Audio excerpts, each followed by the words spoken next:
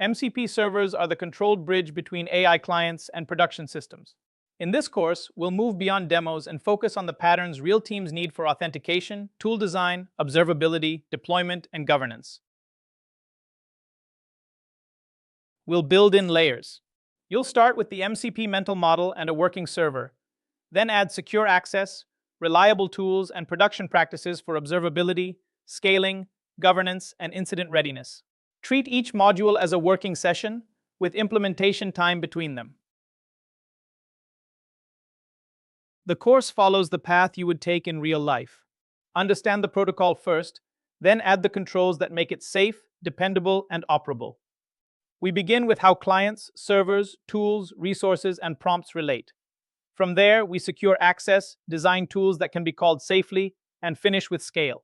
Deployment, versioning, governance, and incident readiness. Use this course in the way that fits your starting point, but keep a production lens throughout. If MCP is new to you, go sequentially and do not skip the mental model, lifecycle, or demo to production material. If you are intermediate, follow the structure and go deeper on security, schemas, safe mutations, and deployment. If you are advanced, use it as a reference while aligning on terminology. As you go, capture design decisions, sketch systems, apply each pattern to a real use case, and question choices that affect security, reliability, or ownership. Here is the core idea to carry forward. MCP is not just another way to call an API. It is a standard interface between an AI client and external capabilities. The client is the application using the model. The MCP server is the adapter that exposes what the outside world can provide. Those capabilities appear as tools the model can invoke, resources it can read, and prompts it can reuse. Once that separation is clear, MCP becomes easier to reason about. Clients discover capabilities, servers describe them, and production systems can evolve without hardwiring every integration into the AI app. Before MCP, connecting an AI app to real systems often meant building custom glue, wrappers, plugins, hard-coded tool schemas, and special context pipelines. That can work once, but it does not scale well. Each client repeats integration work, schemas drift, security checks get copied inconsistently, and monitoring becomes patchy. MCP addresses this by standardizing the contract. iClients talk to MCP servers, and those servers expose approved capabilities in a consistent way. The result is less connector sprawl, clearer governance, and a cleaner path from AI reasoning to real-world action. A useful way to picture MCP is as a controlled bridge. The user works through an AI client, but the client does not directly reach into databases, APIs, or internal systems. It talks to an MCP server. That server exposes specific capabilities, tools for actions, resources for readable context, and prompts for reusable interaction patterns. Because the server sits at the boundary, it is the place to enforce permissions, validate inputs, apply policy, record activity, and keep operations safe. MCP is not just connectivity. It is mediated capability. Now let's name the main pieces. The client is the application asking for help. The server is the process offering things it can do or expose. Transport is the channel they use to communicate. Tools are callable actions, such as running a search or calculation. Resources are readable data or context. Prompts are reusable templates for consistent interactions. Capabilities are the server's advertised feature set. Discovery is how the client learns those capabilities, and execution is what happens when the client calls a tool, reads a resource, or applies a prompt.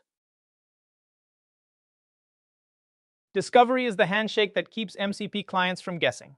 The client connects and asks what the server can do.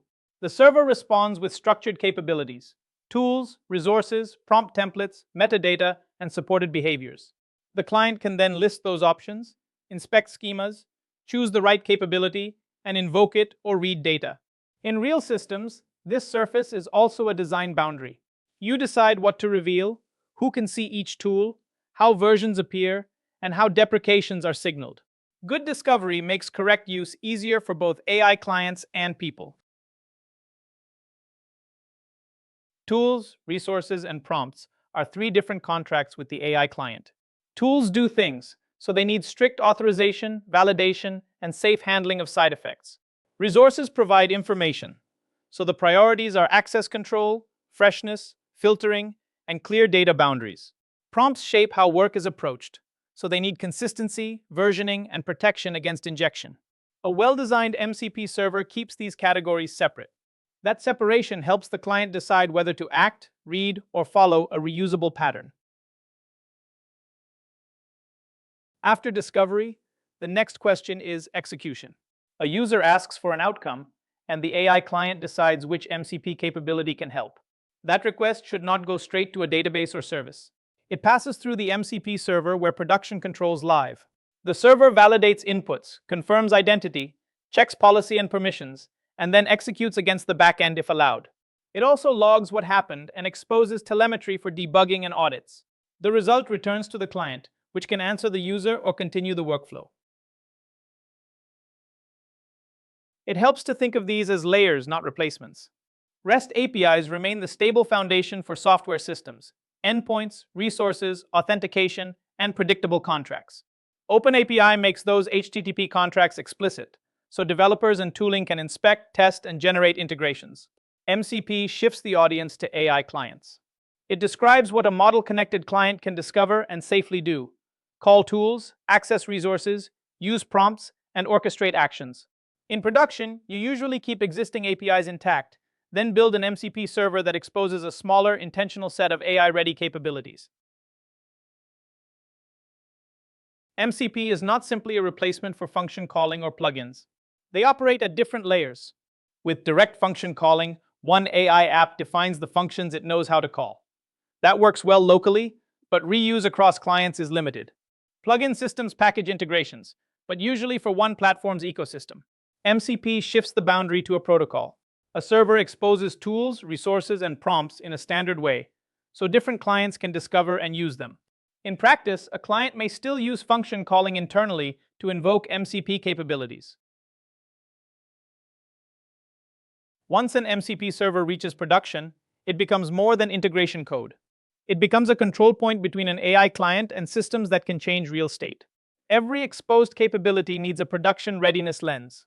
What can the client discover? What can it invoke? Whose identity is used? Which policies apply? What data boundaries must hold? How are failures, retries, and side effects handled? And how will teams prove what happened afterward? If the server defines safe capabilities, enforces permissions, validates data, and stays observable, AI action becomes governable. That is the foundation for designing MCP responsibly. To wrap up, MCP gives AI clients a standard way to discover and use external capabilities through tools, resources, and prompts. It does not replace REST, OpenAPI, plugins, or function calling. It complements them. In production, the MCP server becomes a control point for security, reliability, observability, and governance. Next, we move from the mental model to architecture decisions.